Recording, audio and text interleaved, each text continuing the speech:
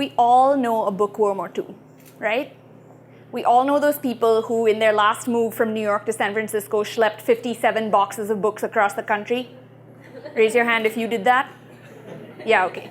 Raise your hand if in high school you were always the one to go to the school library and borrow more books than were really allowed because you were BFFs with the librarian. Yeah, okay. I'm that person. And I had the bug really bad. And I'm not sure where it came from because my dad's a CPA, my mom trades on the stock exchange, my brother would grow up to work at a hedge fund, and I would marry an engineer with an MBA. So I'm totally the black sheep in the family. But as a kid, I was that person who was hiding under the covers in 95-degree heat to get an extra few pages in. I would wake up early before school to read some more. I would be hiding in the bathroom for hours reading away until someone realized, we haven't seen Sim in like 4 hours. Where is she? Oh yeah, of course, she's reading. So, okay, I'm a nerd, fine. But I was also this nerd who kind of made decisions based on this nerdiness. At age 6, I said to my mother, I'm going to be a librarian. And she said, well, why? And I was like, so I can read all day, because clearly that's what librarians do. She was like, all right, you just keep thinking that. When I was 11, I taught myself Gothic calligraphy, because I wanted to kind of get closer to the shapes of the words. When I was 14, I decided I wanted to get a PhD in English. I didn't really even know what that meant, but it was the pinnacle of word-lovingness, and I was like, I'm just going to do it. So I did it. And it was no surprise to anybody when I went to college that I became an English major, and I was focusing very much on works of Western literature. I didn't know it all this time, but Emily Dickinson had totally diagnosed what I had going on. Bibliomania, I suppose one could call it. She wrote a very famous poem that sort of explains what was going on with me and with so many other people who love to read, which is that I could just escape to a different world by opening a book. So here's that Emily Dickinson poem. It's called There Is No Frigate Like a Book. There is no frigate like a book to take us lands away, nor any coursers like a page of prancing poetry. This traverse may the poorest take without a press of toll. How frugal is the chariot that bears the human soul. So this doesn't really trip lightly off the tongue, so let me kind of give you a summary of what Emily Dickinson is saying. She's comparing a book to a warship that's a frigate, to a medieval horse, to a prancing courser, is a horse. A traverse is a zigzag pathway, so sort of a meandering way from point A to point B. And this traverse may the poorest take without a press of toll. This means anyone who can get their hands on a book does not need to pay to get onto a highway and go or get on a plane or a boat or whatever. They open a book and they are immediately taken somewhere to a world far, far away. How frugal is the chariot that bears the human soul. It doesn't take much. All you need to do is open a book. Goosebumps. First time in this talk, not the last time. All right, so I'm in college and I'm sort of reading and it's great. And after I finished college, everybody's like, oh, you're really good at reading. You should go to grad school and continue to read. So I did. All right, so I get to grad school and the summer after my first year of grad school, the department tried to beat the love of reading out of every first year grad student by having them spend a summer reading 50 books in 90 days.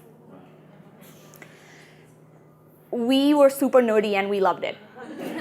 I had V for Vendetta on my 50-book list. I had Gangs of New York, I think. I had Chaucer and Shakespeare. I had Thomas More. It was totally great. And you got to cover, from like Beowulf to, today. And it was super awesome. And you got a medal for passing. So that's my reading medal. I still have it. The best moment of my life. It was all downhill from there in grad school. But so I have my reading medal. But the funny thing is I had been so busy reading the text. I had been so busy just kind of saying, I don't care what edition. I'm just going to buy the 1-cent used copy from Amazon and pay $3.99 for shipping.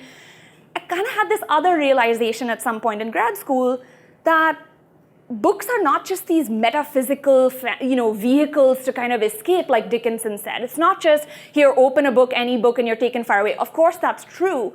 But books are also designed, created, constructed, tangible objects. And it seems so obvious when I say it, but it wasn't obvious at all. It matters what edition of Chaucer you're reading. It matters which copy of Hamlet you have in your hand, because all of these things are mediated. And I really got excited about that and basically realized I never have to read a book again in grad school. I'm just going to read objects. This is a quote from Beatrice Ward, who's a pretty famous typographer, and I'll read it. It says, "It is sheer magic that I should be able to hold a one-sided conversation by means of black marks on paper with an unknown person halfway across the world." Talking, broadcasting, writing, and printing are all quite literally forms of thought transference. And it is the ability and eagerness to transfer and receive the contents of the mind that is almost alone responsible for human civilization. It's just an amazing quote, and of course it conveniently ties into this month's theme, so I was like, hey, I'm going to throw it up on a slide. That books are marks on black paper, that printed or handmade books are, in a sense, the essence of civilization because they have given us a tangible way to communicate with each other, a thing that can write down thought, that can capture it and make it real and holdable. And so, like I said, I never read another book in grad school. That reading medal, imposter syndrome. Yeah. Okay, so here's a book that really got me kind of turned on to books as objects early in grad school. The summer before I started grad school, a wealthy New York book collector donated a bunch of 17th century plays to the university's rare book library on the condition that they be given away to grad students. And when I went to grad school, my first grad class, everybody got a playbook. This is a 340-year-old object. How inspirational is that? How amazing is that as a way to kick off this career in reading, to say you can read the original of this play you've never heard of? It was kind of amazing, and I still have it, and I used it in my teaching, and it's a pretty crappy copy, but it's got 340-year-old squiggles in it. Somebody wrote in this book, this is not just the play Circe, a Tragedy. This is somebody's copy. This book came down over time. It's lost a few leaves. That's a history you can hold on to. That's communicating across space and time, right? Here's another one that is not old or, in fact, even related to grad school, other than the fact that it's a dictionary. I never met my mother-in-law. She passed away when my husband was 10 years old. And this is her dictionary.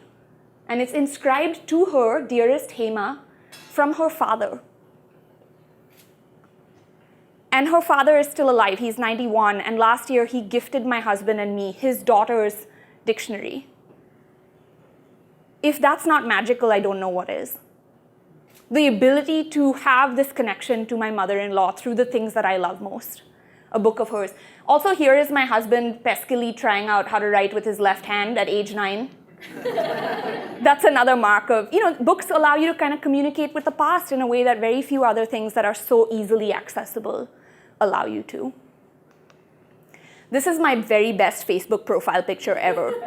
This is a group of friends and me in 2009 in the Rare Book Library experimenting with early printed Bibles. And we were moving so fast, we were like having such a great time. This is the only picture of us. All the rest of the pictures are of the books, and the pictures of the books are great. The picture of us, we were kind of moving faster than the speed of light. We were so nerdy. This is one of my favorite memories is just getting together with people and just riffing. What do you see here? What do you see in this object? How is it telling you its story? Somehow, I have managed to leverage my bookish craziness into gainful employment. I am the executive director at Letterform Archive, which is a nonprofit library and museum. Rita, I think, gave you a little bit of an intro. We're a library and museum dedicated to inspiring and educating all who love letters. We're right here in San Francisco, and I encourage you to come pay us a visit. We have 35,000 books, and you can touch any one of them that you like, or more than one. So this is my next best profile picture ever. I'm in hog heaven. Every day I go to work, and I'm like, if I want to, I can look at the history of graphic design, come alive. So the rest of this talk is going to be kind of a quick gallop through some of the more interesting or inspirational books that I've seen in the last few years. And Kate, my colleague here, has got some of them here with us, and we'll walk them around and kind of be able to show you. But if you see something and you want to get a closer look at it, you know what to do. Come to the archive. This is one of my favorite objects in the Letterform Archive collection. This is a manuscript. It was totally made by hand, and it is from 1480. It's a religious prayer book And you see that it's got some water damage across the top, but that doesn't really stop you from learning a lot about it. From thinking about the fact that this is how books were made for a really long time, by hand, on animal skin. So if you look as a designer at this spread, what do you see? You see margins that are really spacious and capacious. This is, by the way, before book design was a thing. These were people making books. These were scribes in their monasteries. You see sort of an information hierarchy here. So here is sort of a larger drop cap type letter and then some smaller ones. You see the red grid lines. They're sort of faint in this picture, but you can see them. Somebody drew in these red grid lines and then didn't erase them. They were part of the page design. You see medieval justification. So they wanted to keep the grid, and so when they ran out of letters to fill out a line, they just drew in some stuff. You see red and black ink. You see something getting kind of narrower here and then sort of spreading out, again, justifying the text along the line. It's really kind of an amazing object. And even though it's been damaged at some point in its history, somebody dropped it in the bathtub or something, it's still an object from which we can learn a lot today. And the fact that books were made in this way, speed, slow, cost, high, complexity, high.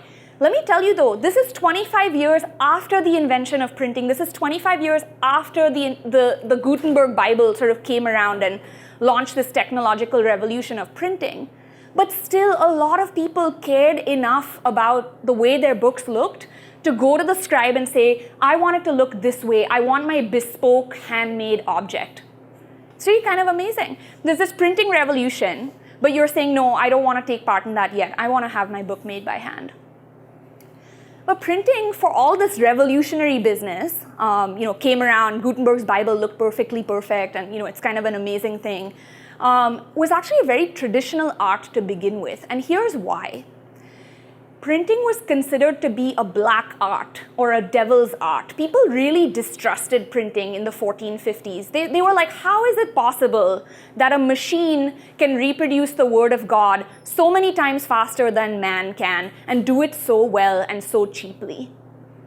Huge amounts of suspicion, lots of essays, lots of anxious letters being sent back and forth from people who just really didn't want to kind of adopt this new technology. They thought it was black magic. Again, convenient tie-in. But let's look at Gutenberg's Bible. So this is a leaf from Gutenberg's Bible on the right. One thing that Gutenberg did to kind of assuage people's nervousness or anxiousness was he copied manuscripts of the time. So this is a handmade Bible from the 13th century. And here is Gutenberg in 1455. Look at this, 2 columns, alternating red and blue lettering on the running headers, hand-drawn drop caps, hand-drawn alternating red and blue chapter numbers. This is basically a way to make the black art more manageable, less threatening. It's kind of amazing to be able to compare these two things side by side. This is another monument of printing, and next year it will be 500 years old. This is what's called the Polyglot Bible. And polyglot is fancy pants for multiple languages. This is the first printed Bible to have 4 languages in it, side by side, facing page translation. It's really an amazing feat of design, because somebody had to pay attention to the fact that scholars actually wanted to know how the word of God had gone from Greek to Latin and Hebrew, and be able to compare word for word how this message was being transmitted. And here is a close-up of this book, and I'll show you here how they actually did the line by line. So here is Latin and Greek.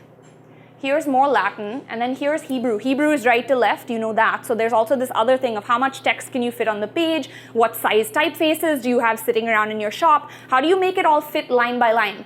You do it this way. You draw in little zeros, or you print little zeros for lines where you don't really have anything that matches the text that's nearby. It's a brilliant trick. I mean, you could just leave the space blank, but this Bible is sort of known for these rows and rows of zeros in these various places. It's kind of an interesting way to solve a design problem. Really kind of a cool thing. I wonder what they were thinking. And next year it's 500 years old, which is, again, just one of those things that blows your mind. I can touch this at the archive, and so can you. So it's not all old books, though. A lot of our collection is 20th and 21st century even. And it's really been amazing for me as somebody with a medieval and Renaissance literature background who studied a lot of ye olde thingies to come to the archive and to learn about these modern bookmaking marvels, right? So here's another one of my very, very favorite books in the collection, and Kate's coming around with it. This is called The Square. And let's just look at the clues that it gives us from its very appearance. So first of all, it's called a square, and it is square. And it has this map of some kind that's in, laser cut or engraved really into the front board. Then you flip it over, and this is the binding. And it's what's called a Coptic binding. It's an Egyptian style of binding. So here you have another clue as to the book's message, right? It's a square book that is square. So obviously this person who made it is kind of thinking, how do I trigger this in the reader's mind? When the person is holding it, what clues are they getting, right? So here's this Coptic binding. It's got no glue at all. It's all thread, and it's an Egyptian style, like I said. Then you start looking at the edges of it, and Kate's coming around, so you can try and sneak a peek there. These are maps that are laser cut into the edges of the book. And I'll now tell you that these are maps of Cairo. And so you have this Egyptian binding and this connection to Cairo. And what this book is this is a book about Tahrir Square, about the Arab Spring of 2011. And when you open it, you see that it's got very squared off. If you've seen Arabic manuscript writing, you see that it kind of dances along the page. It's very curvaceous and mellifluous, that it's sort of, it's not anything like this, but this is geometric, kind of to match with the square theme, I suppose. And it kind of builds, this text builds through the book, it builds like a chant until it's filling up the whole length of the page. And then it switches to English and it says, the people want to bring down the regime. And that's all that this Arabic has been saying throughout the book. The people want to bring down the regime. And at the very, very end of the book, it says, the people have brought down the regime. 6 p.m. Cairo local time, 11th of February 2011. This book was made in 2014 by an artist named Islam Ali, who lives in Iowa. He has some connection to Egypt, but he wasn't, maybe he was there, but this is his visceral, physical, tangible reaction to something that happened that was a huge moment in global history and probably also in his own personal history. And this is an object that then lets us participate in that history, right, by holding it. I always get goosebumps when I present this book, and it's really quite stunning. We have it here, but with such a big crowd, we really would not want anyone to kind of be handling it. So again, I'll tempt you to say, make an appointment and come over and we can show it to you. It's really one of my favorite things in our collection at Letterform. Here it is looking like a sort of amazing starburst or fireworks or some sort of victory celebration thing when it's shot from the top. It's really beautiful. And my colleague Camille, who shot all these pictures, isn't here, but at the end, a little extra applause for her because she did an amazing job with these things. Here's another book. Seems like the biggest piece of hyperbole ever. 100 million poems. What? How could you even do that? And the book's not that thick. It's kind of like yay thick. But when you open it, you see that the lines of poetry on every page actually, instead of leading, have actual slices through them. And so when you flip through this book, you can actually make 100 million poems. It's kind of amazing. It's really, I don't know, I guess it's magical. Here's another one, and we call this one the book magic trick, because really it is that. And Kate's going to stand kind of in the middle and do a little magic trick with it. So she has nothing up her sleeves, ladies and gentlemen. This book is called Best Book, and it's designed by Irma Boom, who is a Dutch book designer. She lives in Amsterdam. And you see from the front and back covers that it's got text running in two directions, best and book, kind of, read right and left. And that's sort of odd, but it gives you a clue as to what's going on. So this is a book about the best books of 1989, the best book design of 1989. And if you flip it open, you'll see that it's got basically these black and white spreads that have the text specs of all these books and some spreads from each of them and so on. No big deal. Kate, let's do that one more time, a little bit higher, so people in the back can maybe see. I promise you, black and white, it's very boring. Here is a sort of basic spread of the kind that you see all through the book until you flip it over and do it the other way. Do it the other way. It's color. Ooh. Anyone who can tell us why that is happening gets a prize. Tanya, you're not allowed. Okay, so come over and check out these books. It's really kind of amazing to be able to get this audience of people who don't have any idea about Dutch book design of the 1980s excited about Dutch book design of the 1980s. Irma Boom is kind of amazing. So there's that. This is one of my books. This is Dave Eggers' The Wild Things. It's based on Maurice Sendak's Where the Wild Things Are. And I saw it in a bookshop, and I just had to buy it. I was like, what the hell? It's got fur on it. It's like a wild thing. And I have to say, I'm sorry to say that I have never even cracked the spine except to take this picture. This is not a book you kind of want to read. This is a book that you want to have on your shelf because you're like, some book designer filed this under best idea ever or worst idea ever. Having never opened it, it's been sitting on my shelves for 6 years, and it's got a little mustache right here from when it was butting up against the next book. But it is this object, right? It's got a sort of emotion to it, and it's got this kind of feeling to it that you can actually feel, literally. This is a copy of, this is a page or a spread from Chimamanda Adichie's We Should All Be Feminists. And you're like, all right, whatever, $8 paperback. This was gifted to me by a young alum of my alma mater who reached out through our alum network and said, I'm looking for a job in San Francisco. I need a couch to crash on. Can I come stay with you? And I was like, yeah, whatever. Okay, sounds good. So she came and crashed on my couch for a couple nights. And at the end, this was the thank you note and book that she gave me. She presented me with this book. And I was like, oh, that's amazing. Except on every page, she has drawn in these flowers. This is not how the book is printed. This is her personalizing that gift. Not just saying, thanks for hosting me, Sim, but here is a little extra something. I'm never getting rid of this book. I've not seen this woman in the 2 years since she came over and crashed on my couch, but this is a really special object. And now for my last trick, a book that looks like a sandwich. Or a sandwich that looks like a book. I don't know. This is called 100% fiber without fat. It's not clear to me why, but it looks like a sandwich bag, and when you open it, there's a sandwich in it. And there's fake lettuce, and there's fake ham and cheese. And you can kind of fold it and unfold it in all these really amazing, interesting, magical ways. And the text is actually proverbs or sayings in French, many of which have English equivalents. So this one says, don't put all your eggs in one basket. There's too many cooks, spoil the broth. But what an interesting way to communicate that, right? What an interesting object. And again, I didn't buy this book to read it. I bought it to marvel at the creativity of somebody who could push the boundaries of what is a book so far that it looks like a sandwich. So, you know, these are just a selection. I'm obviously super happy to, I also put in this picture, Camille took this picture and I was like, that's Very Hungry Caterpillar. So that's that. I want to thank Camille and Kate, who's been my hand model, and Tanya for helping make my slides better.